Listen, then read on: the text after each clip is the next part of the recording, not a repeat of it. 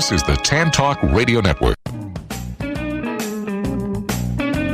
Welcome to Moments of Clarity with Tiffany Werner, licensed mental health counselor in the state of Florida. Moments of Clarity's mission is to educate and end the stigma on mental health through the inspirational stories of our exceptional guests. You can join in the show by calling Tiffany toll-free at 866-826-1340 or on Facebook and Twitter at MOC with Tiffany. Now, here's Tiffany Werner. Hi, thanks for listening. This is Moments of Clarity. My name is Tiffany Werner. I'm a licensed mental health counselor, and I'm your host. And today we're going to be talking about some political stuff, but I just want to remind you guys that it's not a political show, and we're completely neutral on everything here when it comes to politics or religion. It's all about mental health. But some of that stuff might come up today.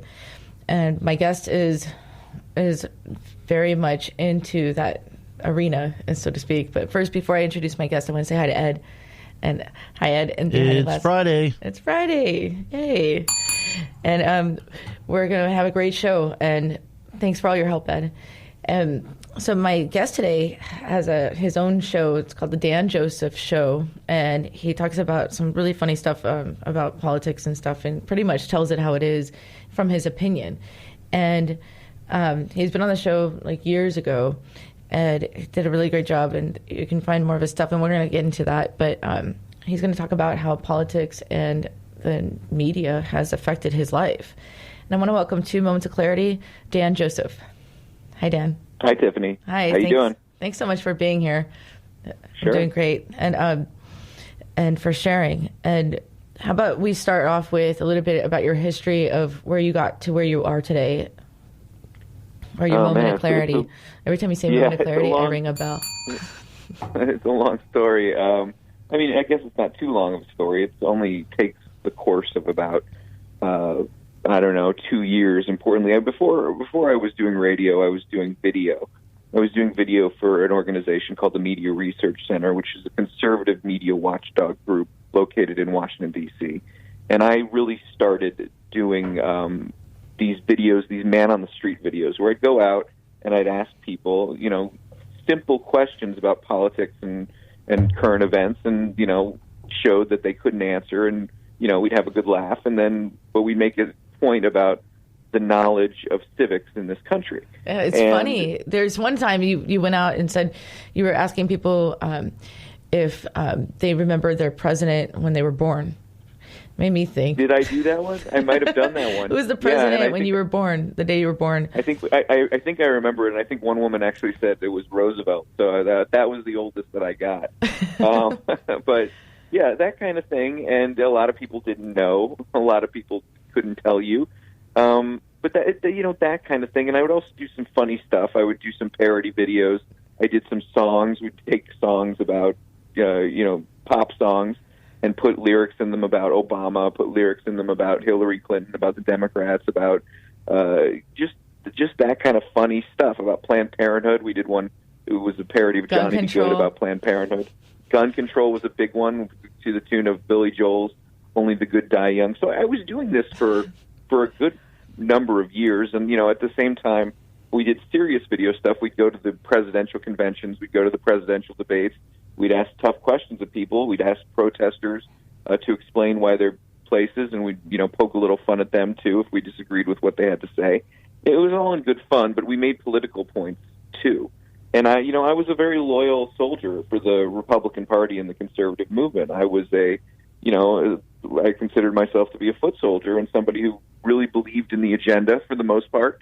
Mm-hmm. And I was a big supporter of Mitt Romney, big supporter of John McCain.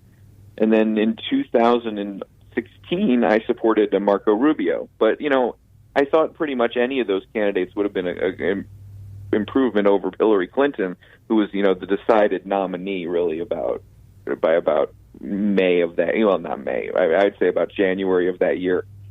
So what happened was, like so many other people, Donald Trump came in to the conversation, and I immediately had a problem with Donald Trump, basically because he said the first thing that really turned me off to him and I said I could never support the guy was when he talked about John McCain not being a war hero because he got captured.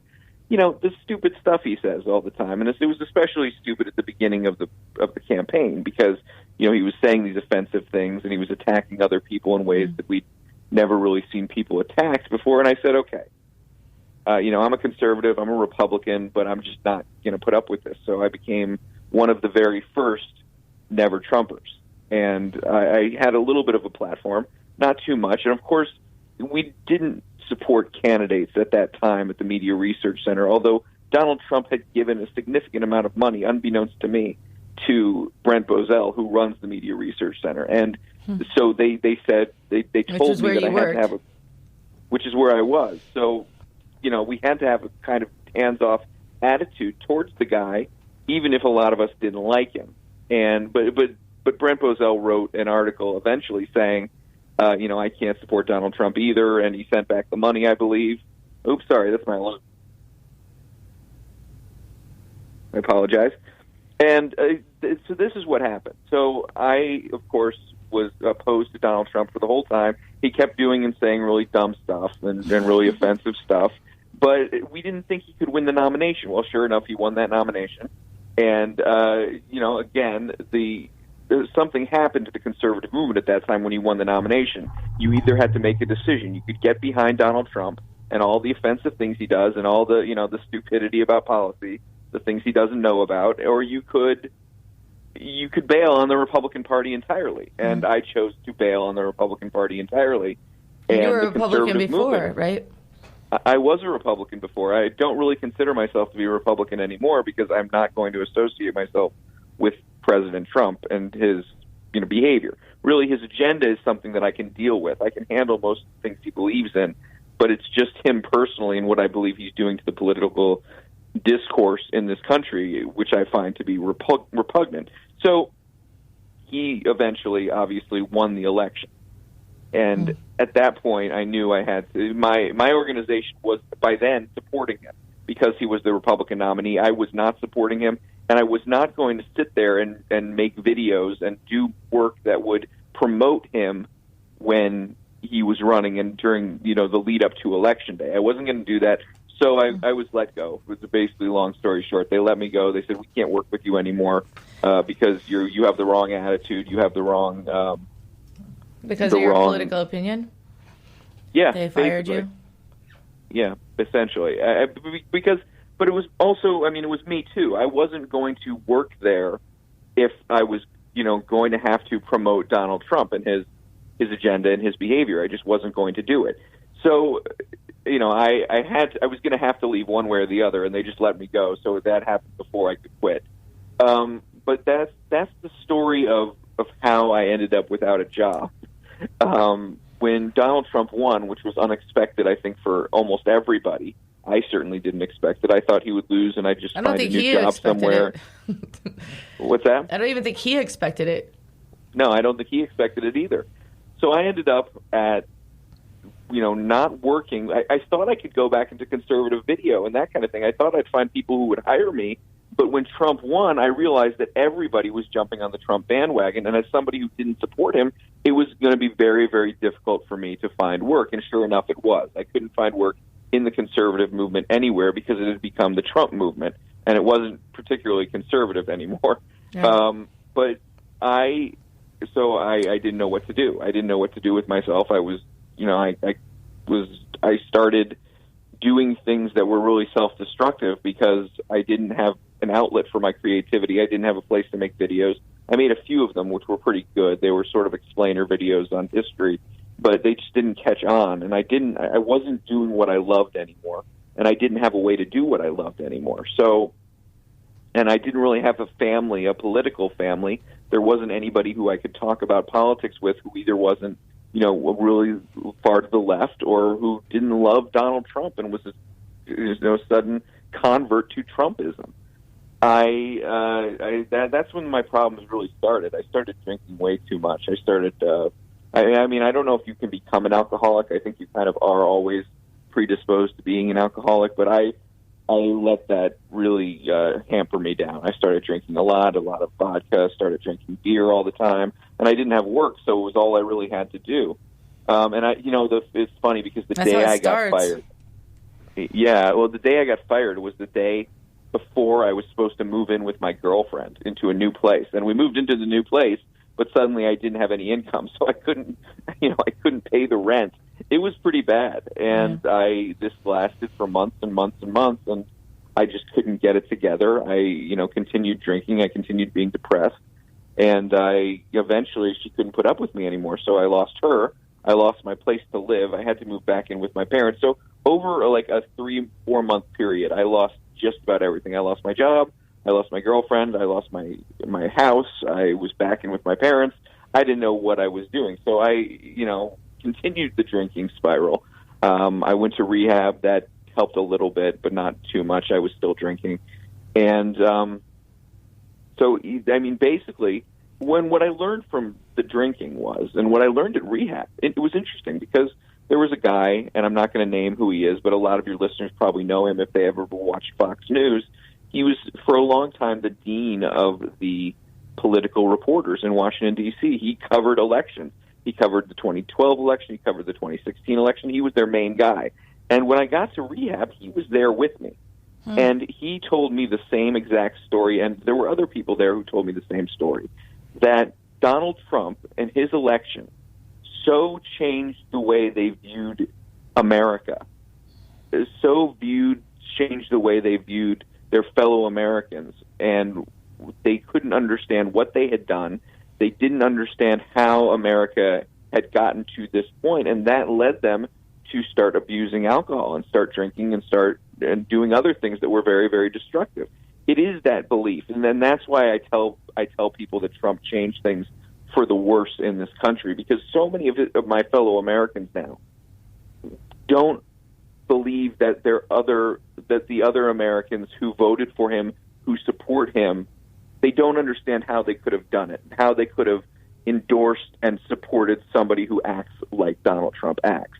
And look, I know it's hard to believe, but there were a lot of people who turned to substance abuse because of what happened on that election day. And I know it sounds crazy. I know it doesn't sound particularly realistic, but it did happen. And I've talked to more than a dozen people who just couldn't handle what had happened. So that's where I was. And I'll tell you that, like in my private practice, there's a slew of clients right after Election Day that were having a hard time with that. Yeah. I mean, Trump had a real psychological impact.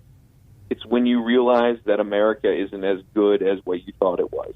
It doesn't have the values that you thought it did. And I'm sorry to if I'm talking to a lot of Trump supporters out there, but they know. I mean, they understand what I'm saying and what I'm talking about. Mm-hmm. So that's what happened. I was wallowing. I was washing dishes. I found a job washing dishes at a local restaurant near my parents' house where I was living. I started delivering food. So I was basically doing, odd jobs. Whatever you could do. Expect. Whatever I could do, and I wasn't paying any rent, so I could save some of my money. But I still had to pay bills, and it was really bad times. And I started, I was still drinking too much, but it was, I guess the political side of it, I was just getting angrier and angrier about it because I blamed Trump and I blamed my fellow conservatives in a lot of ways for putting me in this position, in a position that I didn't want to be in, a position that I never expected to be in, and in a position where I was, essentially homeless and not doing a job that any, 39-year-old should be doing. So a 39-year-old with 2 college degrees, mind you. So I kept looking, though, and one day I got a call on the phone, and it was my friend Brian Neiman, who worked at WMAL in Washington for a while, and now he works at WBAL, and he said, there's an opening for a radio talk show host. And I said, okay, well, yeah, what do I have to do? And he said, well, just come in, do a demo, and we'll see how you are. So I went and I did the demo, and, I was able to talk about things the way I wanted to talk about things. They didn't put a agenda on me. They didn't say, "Oh, you have to be, you have to suck up to